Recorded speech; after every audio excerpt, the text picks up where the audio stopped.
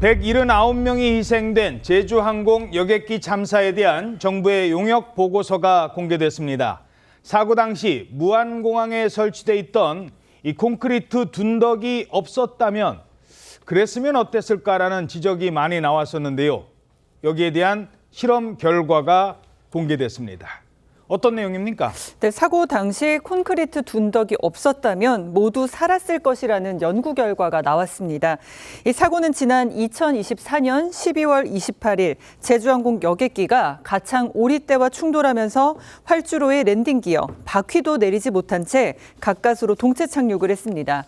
사고 당시 항공기는 시속 374km로 활주를 시작해서 12초 9초 동안 1157m를 달린 끝에 콘크리트 둔덕에 충돌을 했는데요. 승객 179명 전원이 사망하는 참사가 발생했습니다.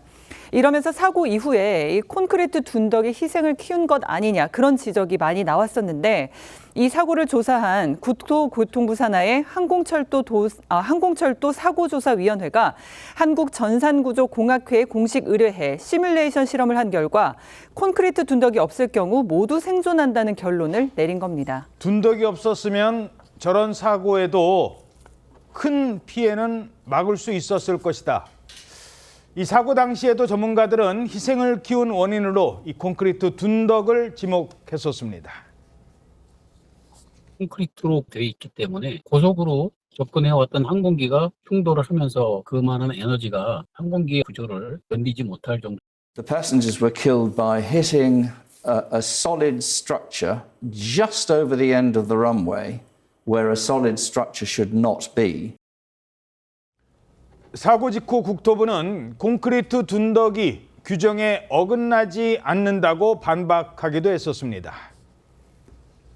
활주로 종단 안전 구역 내에 어떤 설치할 때 적용되는 여러 가지 규정들이 있습니다. 범위 밖에 있었기 때문에 여러 가지 제한된 어떤 규정들이 적용되지 않고 있다. 하지만 결국 실험 결과 콘크리트 둔덕에 심각한 문제가 있었다는 게 드러난 겁니다. 자, 그럼 실험은 어떻게 진행이 된 겁니까? 네, 항공철도 사고조사위원회는 외부의 용역을 맡겨 시뮬레이션 실험을 했습니다. 슈퍼컴퓨터 등을 활용해서 정밀 충돌 그리고 좌석별 충격량 분석에 기반해 과학적인 실험을 진행했습니다. 콘크리트 둔덕 개량 전후와 그리고 규정대로 부러지기 쉬운 재질로 설치했을 때 이 세 가지 상황으로 희생자가 얼마나 발생하는지 여기에 대한 시뮬레이션을 한 건데요. 그 결과 콘크리트 둔덕이 있었을 경우에는 개량 전이든 이후이든 모두 전원 사망한다라는 결과가 나왔고 부러지기 쉬운 재질로 설치했을 때는 사고기가 공항 보안 담장까지 뚫고 지나가긴 하지만 전원 생존한다라는 결론이 나온 것입니다. 자, 당시 문제가 없다던 국토부, 현재는 어떤 입장입니까? 국토부도 최근에 규정 위반이라는 입장을 처음 밝혔습니다. 콘크리트 둔덕에 설치한 방위각 시설이 국토부 분석으로도 규정에 위반했다고 인정을 한 건데 국토부에서 최근 국회에 활주로 주변 안전지대 끝지점에서 240m 이내에는 충돌하는 경우에는 부러지기 쉽게 개선해야 한다라고 보고를 한 겁니다. 2020년 무안공항 로컬라이저 시설 개량 사업 당시에 이미 지켜졌어야 되는 내용입니다. 그런 만큼 국토부의 관리 감독 책임을 사실상 시인한 셈이고요. 기존의 입장을 뒤늦게 번복한 겁니다. 이 규정을 지켰다면 앞서 말씀드린 대로 그리고 실험 결과대로 사망자가 단 한 명도 나오지 않을 수도 있었다는 겁니다. 예.